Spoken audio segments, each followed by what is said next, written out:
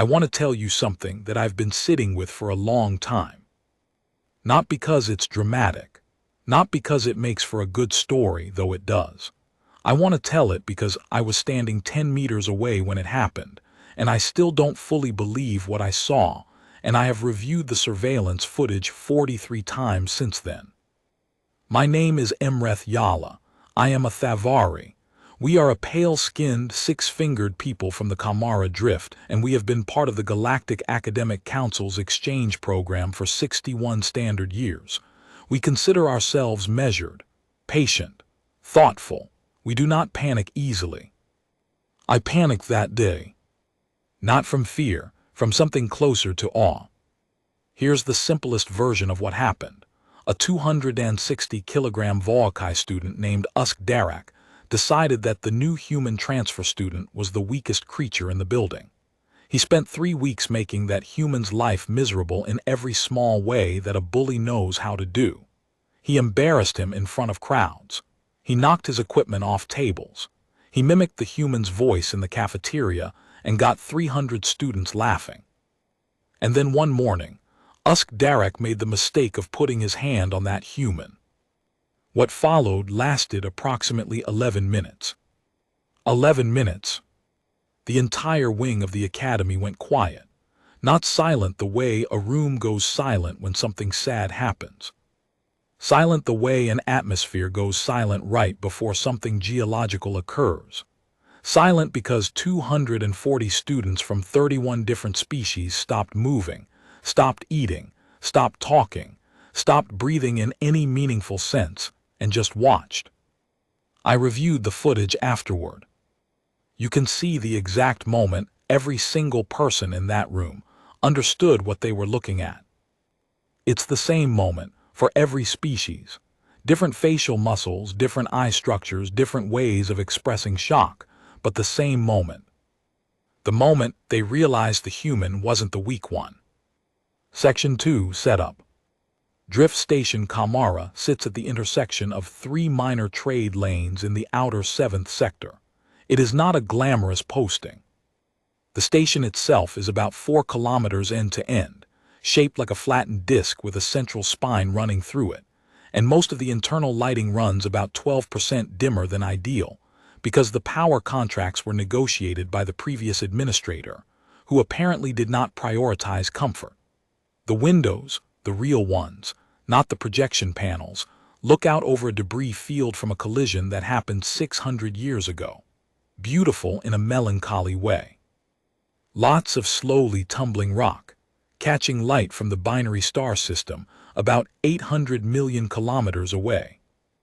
Velorath Interstellar Academy occupies the forward third of the station. It was built in segments over about 40 years, which is why the architecture doesn't entirely agree with itself. The older sections are all Thavari design, smooth curved corridors, bioluminescent wall panels, gentle temperature gradients that are supposed to be calming. The newer sections were built after the Volkai joined the council, and they reflect Volkai sensibilities.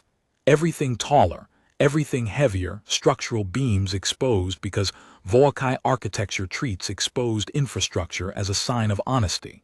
The two styles don't blend. They sort of argue with each other down every hallway. The student body when I was serving as cadet supervisor numbered around 800.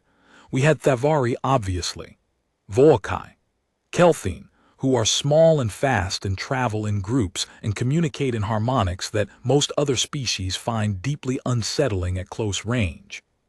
Dravosi, who are aquatic and attend through sealed mobile tanks, beautiful creatures, deep amber coloring, always slightly misting their enclosures. Prathek, who are roughly humanoid bipedal about 2 meters tall on average, with 4 arms and a tendency toward perfectionism that makes them excellent engineers and exhausting roommates. We had 7 Gorathi cadets that year. Big, slow, remarkably gentle for their size, very attached to routine. We had a handful of Sulhari, 3 Dravosi Thavari mixed heritage students, and various others. And that year, for the first time in the Academy's history, we had humans. 3 of them. The Galactic Academic Council had been in formal contact with Earth for about 42 years by that point. The relationship had been careful. Humans are something of an anomaly in the Council records. Their biology is unusual, the Death World origin profile, the redundant organ systems, the pain tolerance, the adaptability. Their history is complicated. They've done extraordinary things and terrible things in roughly equal measure, which is more or less true of every spacefaring species eventually. But humans managed to compress a lot of it into a very short time frame, which the Council found alarming in the way that watching someone sprint toward a cliff edge is alarming even when they stop before they reach it. The exchange program was a good faith gesture. 3 human students, full academic enrollment, standard integration protocols. The idea was to normalize contact, build some goodwill, gather data on how humans functioned in multi-species social environments. The data we gathered was not what anyone expected. The first 2 human students, Cadet Ama Serrano and Cadet Yusuf Okonkwo, integrated well. Serrano was studying xenobiology and had the kind of relentless curiosity that Kelthine find admirable, so she made friends quickly. Okonkwo was an engineering candidate who bonded immediately with the Prathek students over their shared love of systematic problem-solving and mild competitive disagreement about methodologies. Both of them were doing well. Both of them were visible, engaged, liked. The third human arrived 6 weeks into the term. His name was Cadet Jonas Vrel. He was 23 years old by Earth reckoning, medium height for a human, which put him at about 1.8 meters, brown skin, close-cut dark hair, quiet brown eyes. He moved through the station the way someone moves when they've learned not to take up more space than necessary. Not hunched exactly, but contained. Economical. Like he'd spent a long time learning to exist without inconveniencing anyone. He didn't talk much. He sat in the back of lecture halls. He ate alone or with Serrano and Okonkwo when their schedules aligned, which wasn't often because they were in different program tracks.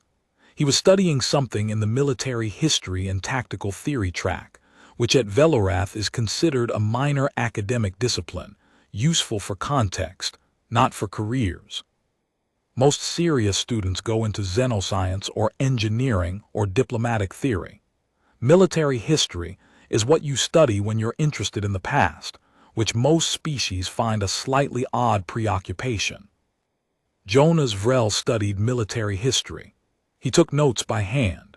He used a small paper journal, actual paper, which several students found fascinating and slightly incomprehensible, and a writing instrument that he had to refill with ink from a small bottle he kept in his jacket pocket. He was quiet. He was small by the station standards. He was alone more often than not. And from the moment Usk Derek saw him, he decided Jonas Vrel was the bottom of the food chain. Usk Derek was a second-year Vokai cadet. I need to describe the Vokai properly, or none of what follows makes sense. There's no gentle way to put this, large. The average adult Vokai stands about 2.4 meters, and they are broad in proportion to their height, so when one walks toward you it occupies a significant portion of your visual field. They have 4 arms, the lower 2 of which are primary load-bearing, and the upper 2 of which are more dexterous.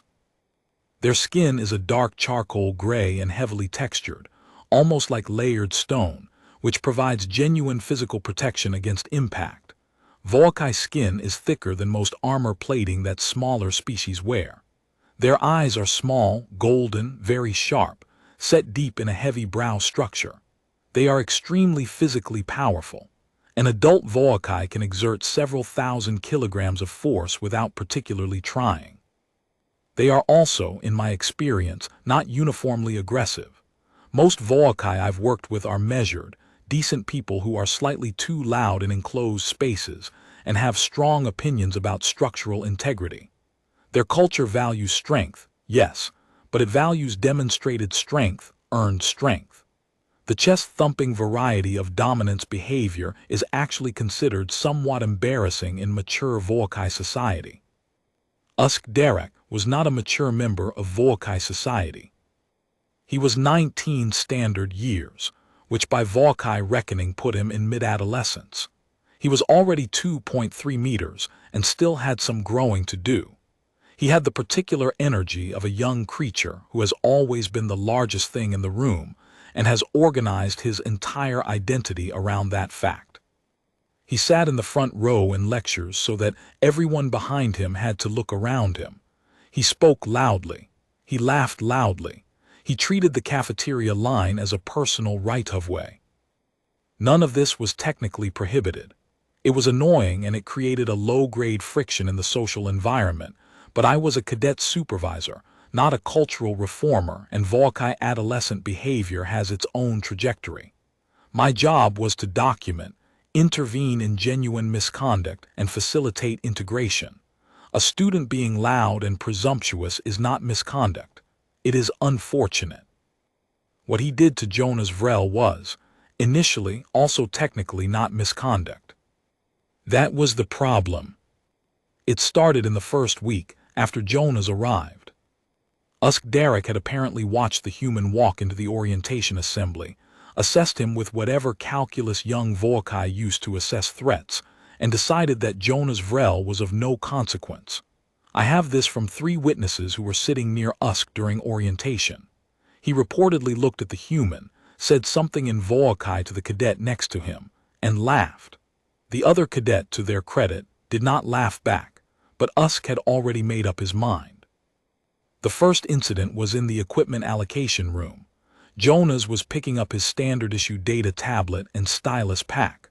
Usk walked by, and either deliberately or through extraordinary carelessness, I was never able to determine which, knocked the entire kit off the counter.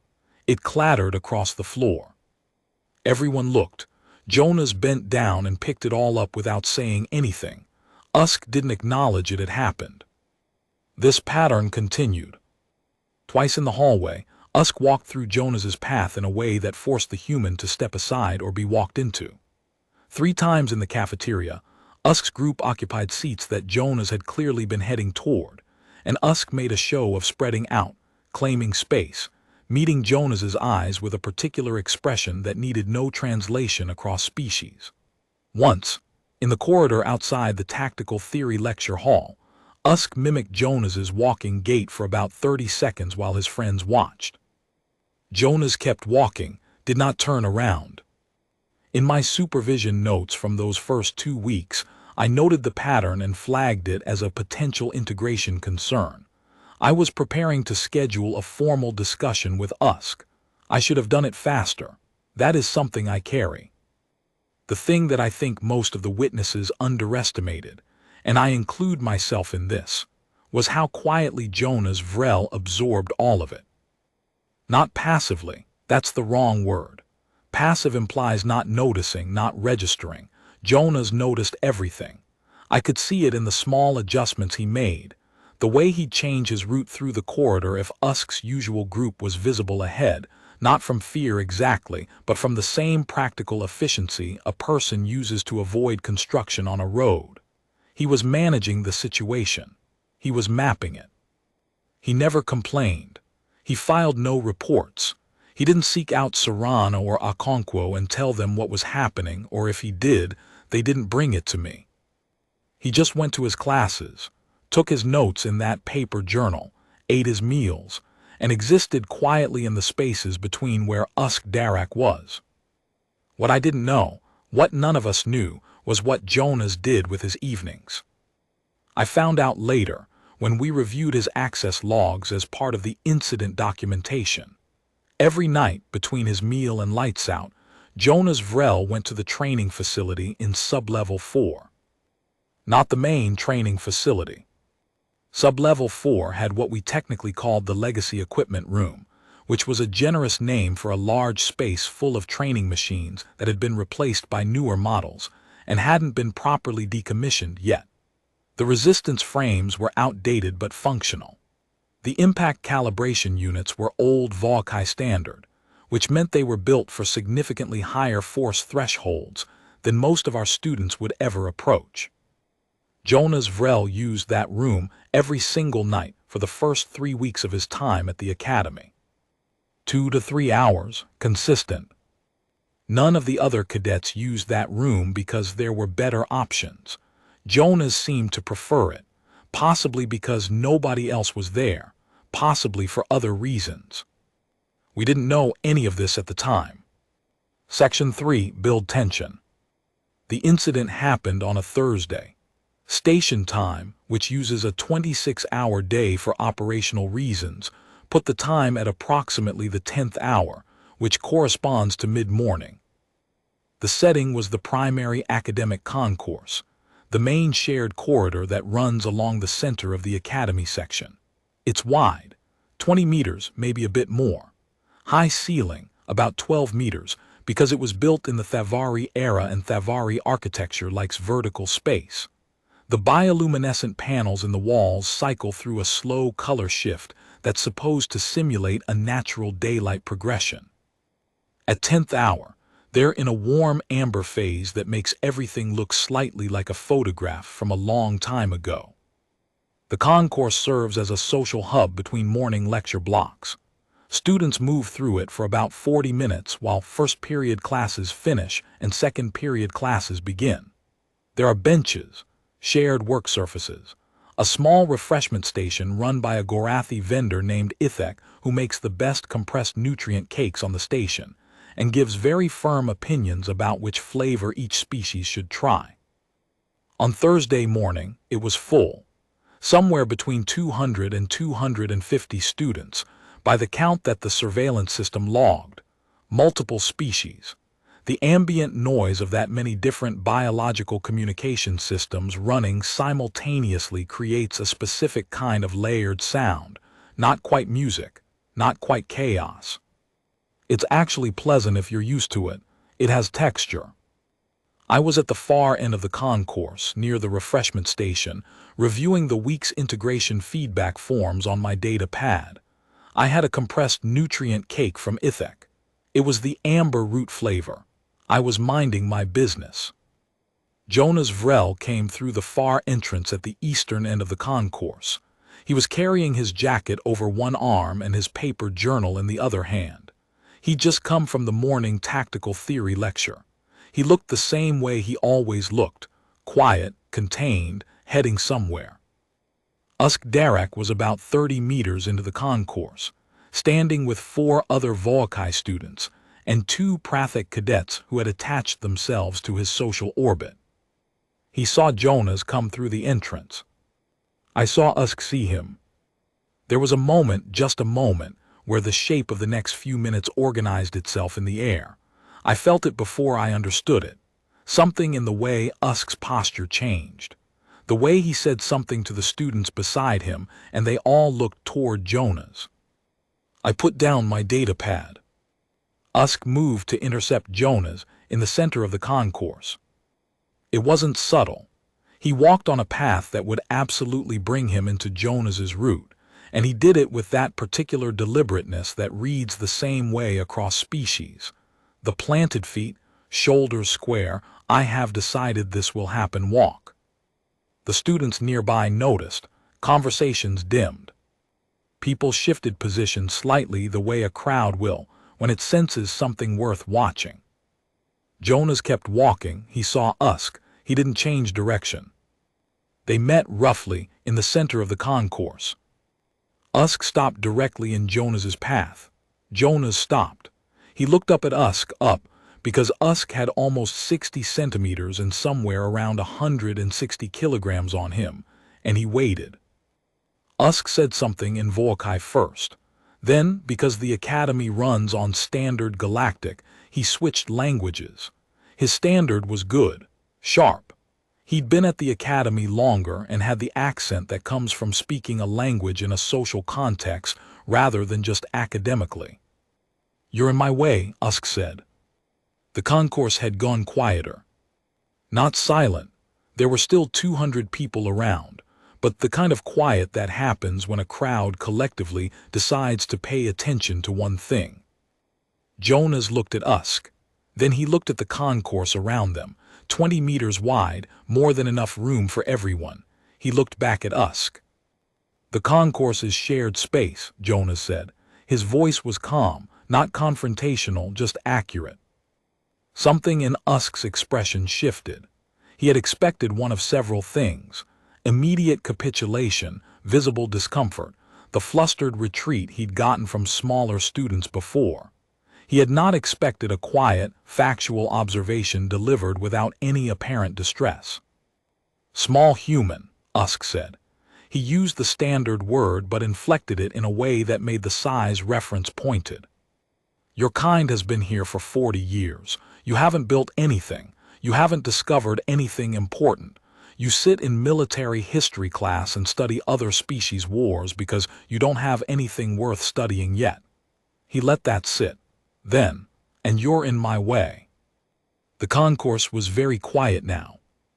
Jonas stood there. His expression didn't change in the way you'd expect. He didn't go red, didn't clench his jaw, didn't show any of the visible emotional escalation markers that most species display under social pressure. He just looked at Usk for a moment. "That's a lot of words," Jonas said, "for someone who wants me to take 2 steps to the left." A sound from somewhere in the crowd. Not laughter, more like a compressed, involuntary exhale from several people at once. The kind of sound a crowd makes when someone does something unexpected. Usk did not find it funny. What Usk did next was the line. He reached out with his lower right arm and put his hand on Jonas Vrell's shoulder. Not a friendly grip, a claiming grip. The Volkai gesture that in their culture communicates something between "I own this space" and "you are beneath my consideration." It's not exactly an attack. It's not exactly not an attack. It's the physical equivalent of setting something on a shelf, not violence, but a clear statement of hierarchy. I was already moving across the concourse. 30 meters, too far. I was not going to get there in time. Several things happened in a very short sequence. The first thing was that Jonas Vrell's demeanor changed. Not visibly, not dramatically, but I've reviewed the footage and I know what to look for now. His weight shifted, both feet very slightly. His center of gravity dropped maybe 3 centimeters. His free hand, the one not holding the journal, opened. The second thing was that Usk, having put his hand on Jonas's shoulder, did what bullies always do when they've established physical contact. He pushed. Not hard enough to knock Jonas over. Hard enough to make a point. Hard enough that Jonas took 1 step back and had to adjust his balance. The third thing was that Jonas looked down at his own shoulder, at Usk's hand on his shoulder, and then he looked back up at Usk. Something was different in his eyes. I have tried to describe this to colleagues, and I'm not sure I have the right words. He didn't look angry. He didn't look afraid. He looked like a person who has just received a piece of information they had been waiting for. Like a decision had been made for him, and he was fine with that. "Okay," Jonas said. Very quietly. Then everything happened very fast. Section 4, Climax. I want to be precise about this because the precise account matters. What I am about to describe is not embellishment. It is what the surveillance footage shows, what multiple witnesses attested to, and what the physical evidence confirmed. Jonas Vrell was 1.8 meters tall. He weighed approximately 80 kilograms by the station's medical records. He had no visible combat augmentation. He was carrying a paper journal and a jacket. He was wearing standard Academy cadet clothing. Usk Darak was 2.3 meters tall. He weighed approximately 260 kilograms. He was wearing reinforced casual wear, which on a Volkai provides some structural protection simply because it has to be made to withstand Volkai living. He had 3 friends within 5 meters of him, and 2 adjacent Prathik cadets who had aligned with his social group.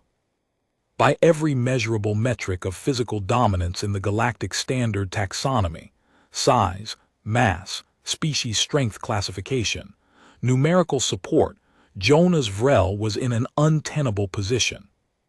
This is what made what happened next so instructive. The moment Usk pushed, Jonas's left hand came up and closed around Usk's pushing arm, the lower right arm at the wrist. The grip was fast, not panicked fast, precise fast. The kind of speed that comes from having done something so many times, it no longer requires thought. Usk tried to pull his arm back. He couldn't.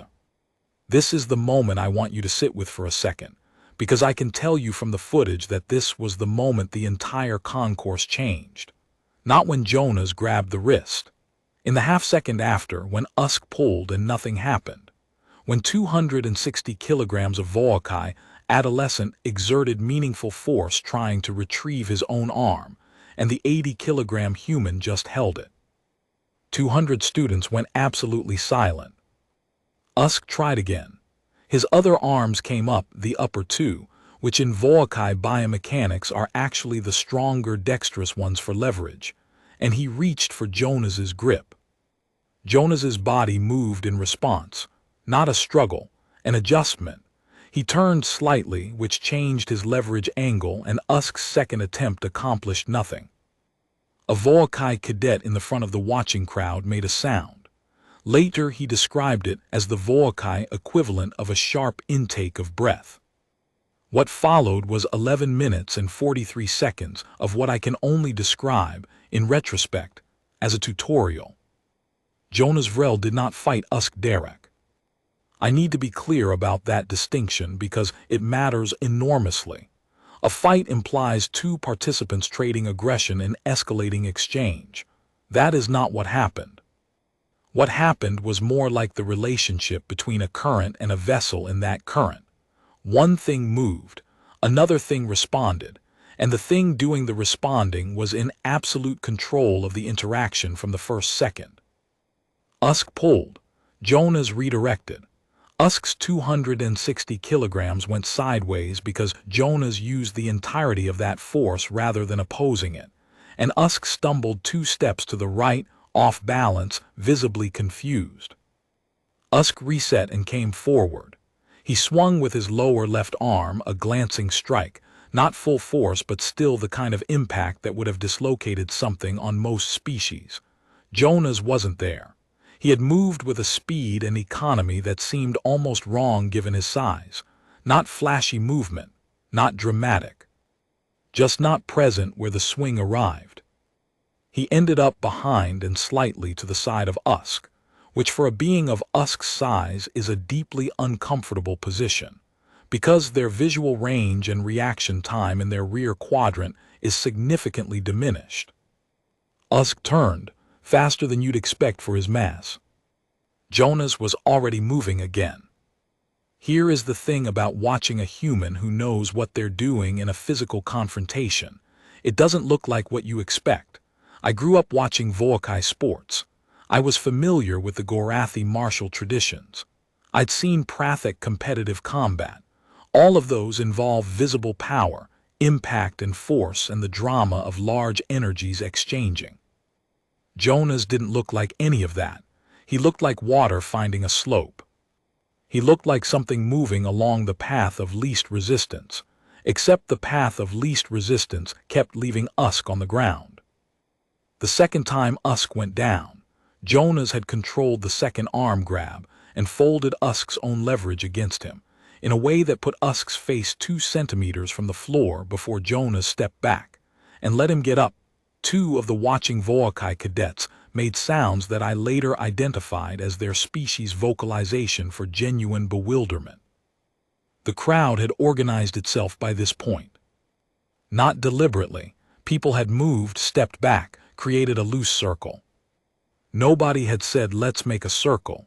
It just happened, because 200 people all wanted to see and all wanted to be out of the way simultaneously. And circles are the geometric solution to that problem.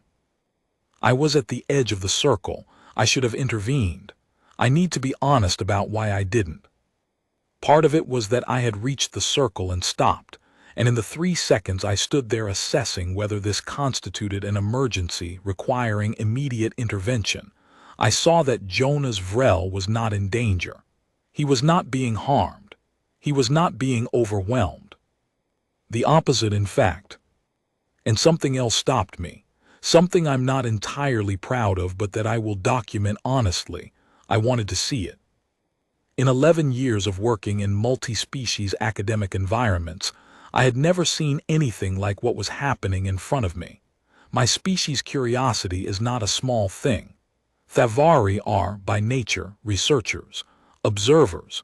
We watch and we record and we try to understand. I watched. Usk's friends tried to get involved twice. The first time, a second Voakai cadet named Drev Oseth came in from Jonas's left side. He was slightly smaller than Usk, slightly faster. He reached for Jonas's arm. Jonas was already not where he'd been. The surveillance footage is remarkable here. You can see Jonas process the new threat. There's no pause, no recalibration pause that most beings show when the situation changes. He just incorporates it. He uses Drev's incoming momentum in the same way he'd been using Usk's. And for a period of about 40 seconds, he is managing two Voakai cadets simultaneously, neither of whom can land anything meaningful, both of whom are confused in ways that are very visible on their faces. The second time, one of the Prathik cadets tried to interfere.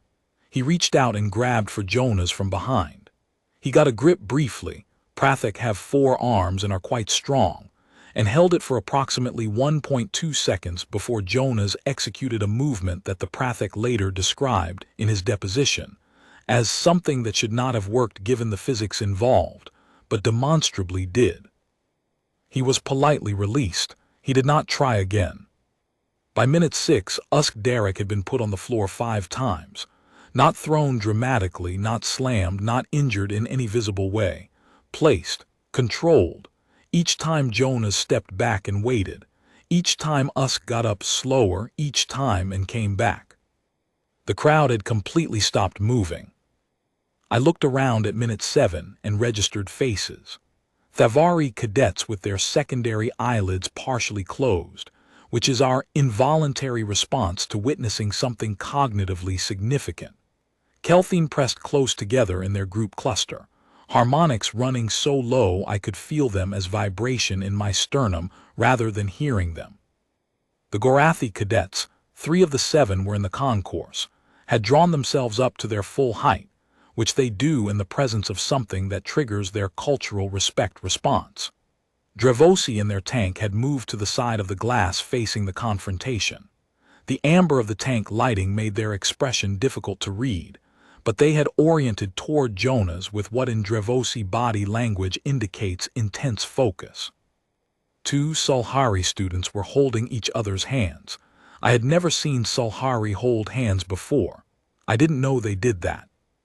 One of Usk's Voakai friends, not Drev, who had given up and stepped back, was standing very still at the edge of the circle, with an expression that I can only describe as a person experiencing rapid reassessment of a deeply held assumption. He was looking at Jonas Vrel the way you look at something you thought you understood completely, and have just learned you did not understand at all. By minute 9, something had changed in Usk. He was still standing. I want to credit him for that. He kept getting up, which in Voakai culture and probably most cultures means something. But the specific quality of his aggression had shifted. He wasn't pressing forward with the same certainty. He was slower, more cautious. And his eyes, small, golden, deep-set, had developed an expression I had to look up afterward in the Voakai cultural database to properly identify. The database listed the expression as Veil Goth, which translates roughly as the moment of recognizing a superior opponent. It is, according to the cultural notes, an involuntary physiological response in Voakai. The golden irises actually lighten slightly, and the brow structure drops about 2 centimeters. The notes indicated it is considered extremely significant in Voakai culture. The emergence of Veil Goth is supposed to be a private experience, processed internally, respected by observers. To have it happen publicly, in front of 300 witnesses, to a second-year adolescent cadet who had been performing dominance in the most public space of the academy for weeks. I found myself, unexpectedly, feeling something for Usk Derek in that moment. Not much, but something. Jonas Vrell stopped. He had been moving, and then he stopped. He stood 4 meters from Usk, and he looked at him, and something in his posture settled, became less active, like a machine returning to standby. "I'm not going to keep doing this," Jonas said. His voice was clear enough for the concourse to hear it, not loud. The concourse was so quiet by that point that a normal speaking voice carried to its edges. Usk stood there. He was breathing harder than a Volkai of his conditioning should have been after 10 minutes of moderate physical activity. His upper arms were at his sides. His lower arms were in front of him, slightly. "You're not weak," Usk said. It came out in a way that sounded less like a statement, and more like someone recalibrating their understanding of a word they thought they knew. Like he was saying, "The word weak does not mean what I thought it meant." Jonas looked at him for a moment. "No," he said, "I'm not." He picked up his journal from where it had fallen near the beginning of the confrontation. He picked up his jacket. He looked around the concourse once, took in the 240 students standing in absolute stillness around him, and then he walked toward the far exit. Nobody moved. The sound his footsteps made in that silence was the loudest thing I'd heard in 11 years on the station. He stopped at the exit. He didn't turn around. "My people have been fighting each other for 200,000 years, Jonas said. "We got very good at it." He walked through the door. The concourse stayed silent for approximately 8 more seconds. Then it wasn't silent anymore. The next 4 days were the most unusual of my career at Velorath Academy. I submitted my incident report to the administration within the hour. I had to assess whether misconduct charges were warranted and in what direction. Usk Derek had initiated physical contact. Jonas Vrell had responded with what I had to categorize, after reviewing every frame of footage multiple times, as controlled defensive engagement. No injuries, no property damage, no conduct violations of the categories listed in the Academy Standards Code. Technically, nothing had happened. Practically, everything had happened. The administration's first response was to request a delay in any formal action, while the Cultural Integration Board reviewed the footage. This is standard procedure when an incident involves species-specific context that requires expertise. The Cultural Integration Board had a Volkai cultural liaison, a human xenosociology specialist on contract from the Earth Council's diplomatic division, and a Thavari mediator. They reviewed the footage. I was not in the room when they reviewed it, but the human specialist told me later that when the footage ended, nobody said anything for almost 2 minutes. Then the Volkai cultural liaison said, in Volkai, something that she translated as, "The human species has been listed at a defensive combat classification of Tier 4 in Council records. This footage suggests the classification requires review." She said she agreed. The student response was harder to document but more immediate. By the afternoon of the same day, the incident had circulated through the student communication networks. This is unavoidable in any small enclosed community. Drift Station Kamara has 800 students and limited entertainment options, and something remarkable happened in their main social space that morning. Everyone who was there told someone who wasn't. The surveillance footage is technically restricted, but the testimony of 240 witnesses is not. By dinner that night, every student in the academy knew.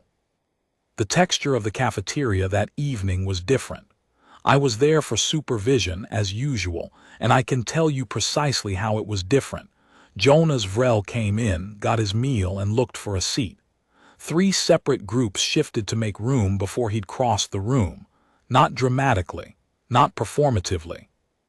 Just quietly, practically, the way people move to accommodate someone they've recalibrated their understanding of.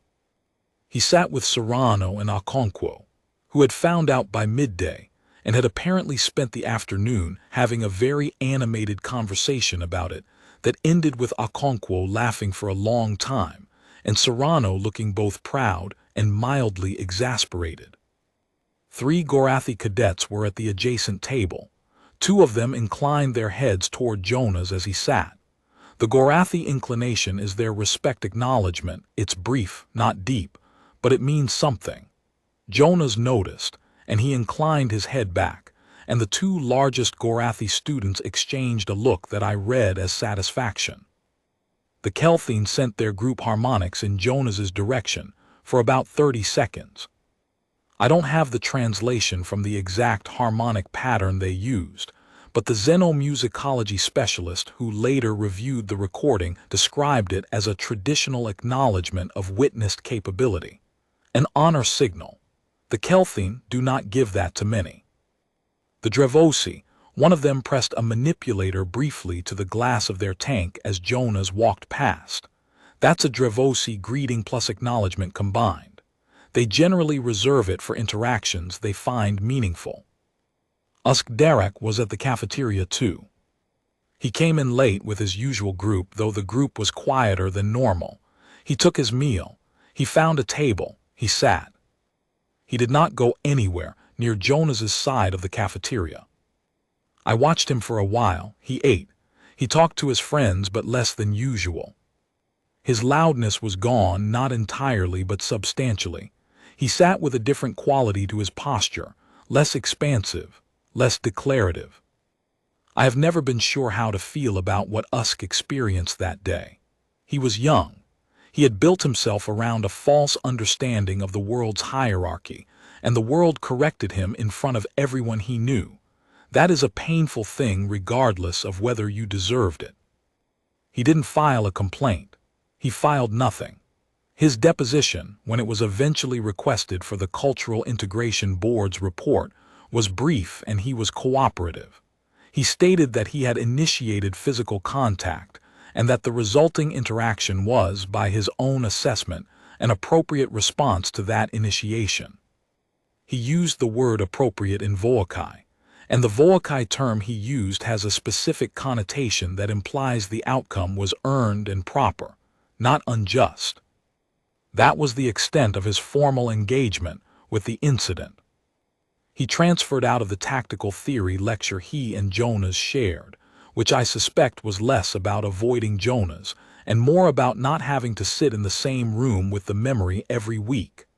I understand that. I approve the transfer. He did not. In the 4 months I continued to serve as cadet supervisor after the incident, do anything like that again. Jonas Vrel came to my office 2 days after the incident. He knocked, which not everyone does. I told him to come in. He came in, sat down across from my desk without being invited to, which I noted because it was the first time he'd projected that kind of comfortable confidence in a shared space. He set his journal on his knee and looked at me. "I expect I'm in trouble," he said. "You're not," I said. "Technically, nothing you did violates any code of conduct we have. We've been reviewing to be certain." He nodded. "Why didn't you report it?" I asked. "The initial behavior, the weeks of small incidents." He thought about that. He looked at his journal, not opening it, just resting his hand on it. "Because I was trying to figure out if I was reading the situation right," he said. "Different species, different norms. What looks like aggression in my frame of reference might be something else in Voakai social context. I didn't want to make an official thing of a misread." "You weren't misreading it," I said. "I know," he said. "I figured that out by week 2, but I also figured I could manage it if it stayed in that register. Small provocations, status marking, I can handle that. And when it escalated to physical contact." He was quiet for a moment. "That changed the parameters," he said carefully. "The moment he put his hand on me, it stopped being a social negotiation and became a physical one. Those have different rules, or I have different rules for those." I looked at him. "Where did you learn to do what you did?" He tilted his head slightly, the way humans do when they're not sure where to begin. "Earth," he said. "My grandfather was military. My mother she did competitive grappling for 20 years, coached for another 15. I grew up in a gym, basically. Started training at 4. Did competitive work until I was about 18.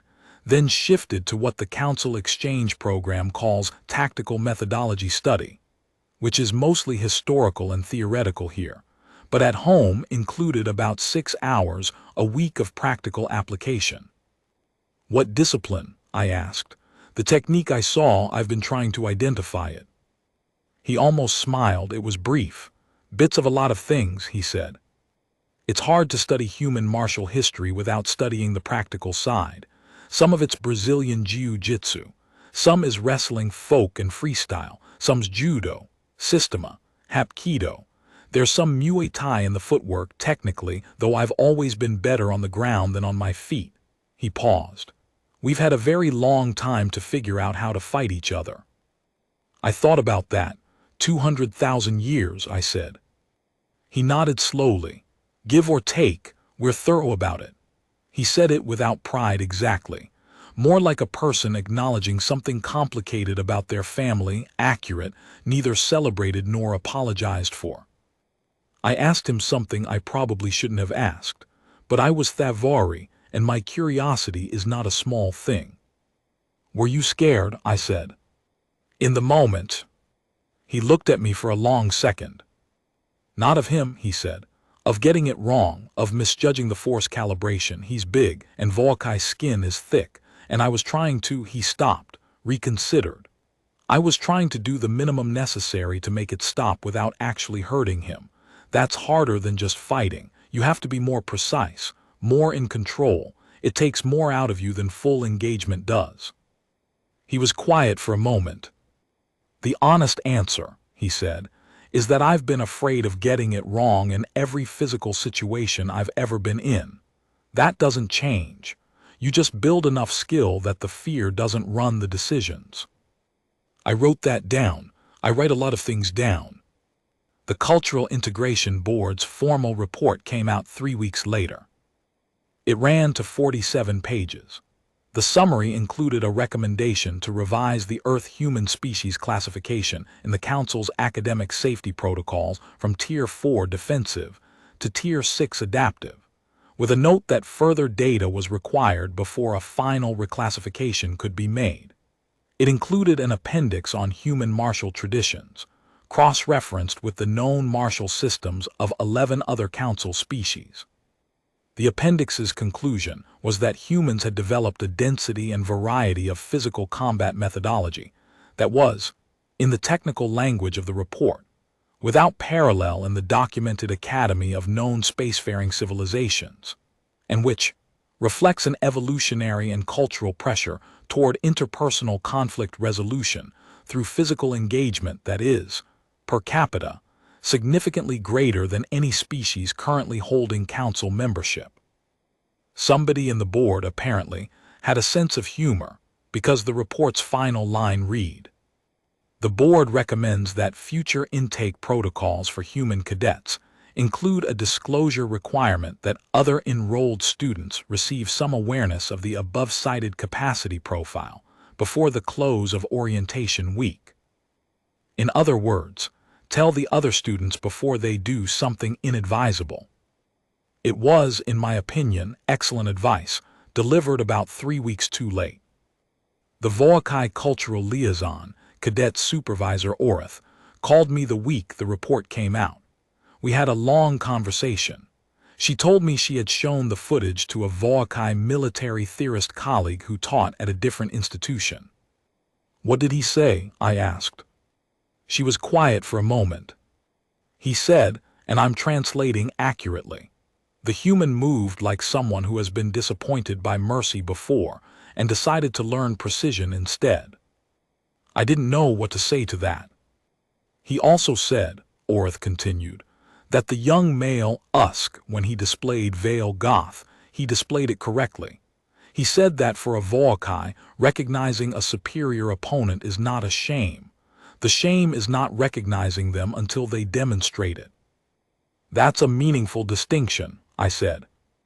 "Yes," she agreed. "I hope Usk understands it eventually." Jonas Vrell finished the academic year at Velorath.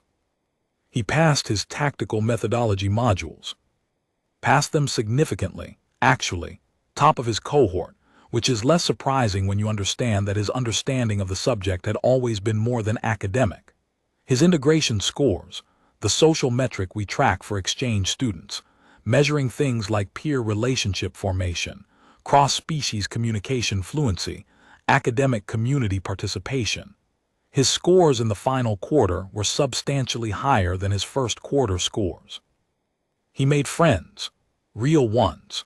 One of the Gorathi cadets, a quiet, massive student named Ureth, became a regular meal companion, and the two of them apparently spent a lot of evenings in the legacy equipment room in Sub-Level 4, which I only learned when I reviewed the access logs again at the end of the year.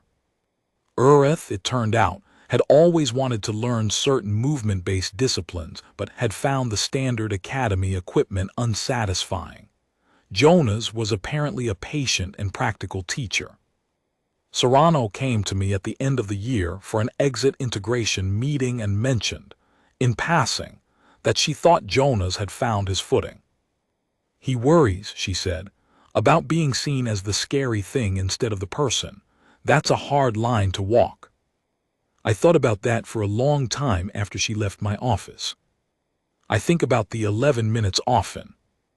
Not because it was violent, it really wasn't, in any way that the word violence is usually meant. Nobody was hospitalized. Nobody was seriously hurt.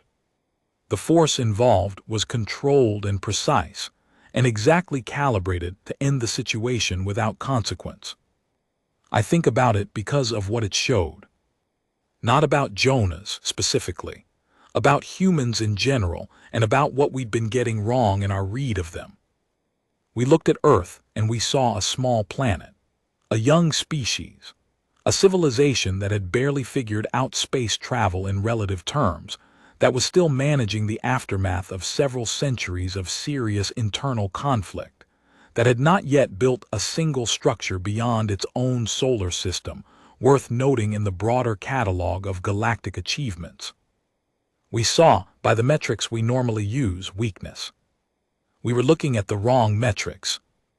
What we should have been looking at was the depth of the learning, the length of the record, 200,000 years of beings who looked, roughly, like Jonas Vrell, working out every possible way that a being shaped like that could survive conflict with other beings shaped like that. 200,000 years of that relentless, uncomfortable curriculum, logged in the body and the muscle and the reaction, passed down through hands-on teaching and competitive pressure, and the simple, brutal fact that the ones who learned did better than the ones who didn't. We thought humans were weak because they were small and new and hadn't impressed us yet. We had no idea how long they'd been in training. I stayed at Velorath Academy for 3 more years after the incident. In that time, 6 more human students enrolled. I made sure, personally, that the other cadets received the awareness briefing that the Cultural Integration Board had recommended. Not as a threat, not as a warning, as information, as the simple practical truth that humans carry a history in their bodies that doesn't show on first look, and that mistaking that history for absence is an error with a very specific and very instructive correction built into it. None of the 6 new human students had anything like what Jonas went through. Partly that was the briefings. Partly, I suspect, it was that word travels, especially on a small station, especially when 240 students saw something they would be describing to other people for the rest of their lives. On the last day of his final semester, Jonas stopped by my office to say goodbye. He had his jacket. He had the paper journal, same one, the cover worn soft from a year of handling. He stood in the door for a moment, and he looked the same as he had when I'd first watched him walk into orientation, contained, quiet, taking up exactly the amount of space he chose to take up, no more. But the contained quality was different now. A year ago it had been the containment of someone who'd learned to make themselves smaller in unfamiliar rooms. Now it was the containment of a person who'd made a choice about how to exist in a space, and was comfortable with that choice. I learned a lot, he said, not about tactics or history. I knew he meant the year in general. So did we, I said. He smiled at that. Brief, real. He lifted the journal in a small wave and walked out. I pulled up his intake file after he left. On the intake form, in the field labeled Cadet Self-Description, 3 words he had written. Curious, patient, trained. 3 words. I had read that intake form a year ago and thought nothing of them. I read them again that afternoon and I thought about Usk Darek's hand on his shoulder, and the 11 minutes, and the way the concourse had gone silent, and the way Jonas Vrell had walked through the east exit with his journal and his jacket, and his 200,000 years of species memory in his hands. Curious, patient, trained. That, I think, was the whole lesson. That was what we'd missed, all of us who had looked at one quiet human sitting in the back row of a lecture hall and decided we understood what he was. We saw the stillness. We never asked what was underneath it. We should have asked. The next intake included 9 human students. The briefing ran for 40 minutes. I wrote it myself. I started with the footage from the concourse and 11 minutes of silence, and then I said to every new cadet in that room, this is a species that has been learning how to survive for longer than most of your home civilizations have existed. What they look like and what they are not the same thing. Take the extra 30 seconds and find out what you're actually looking at before you decide. Then I said, also, if one of them is carrying a paper notebook and a pen, that is not a sign of technological limitation. That is a personal choice. Some of them simply like the feel of it. I got a few confused looks. But I got a few nods too. Some lessons land differently depending on how long you've had to sit with them.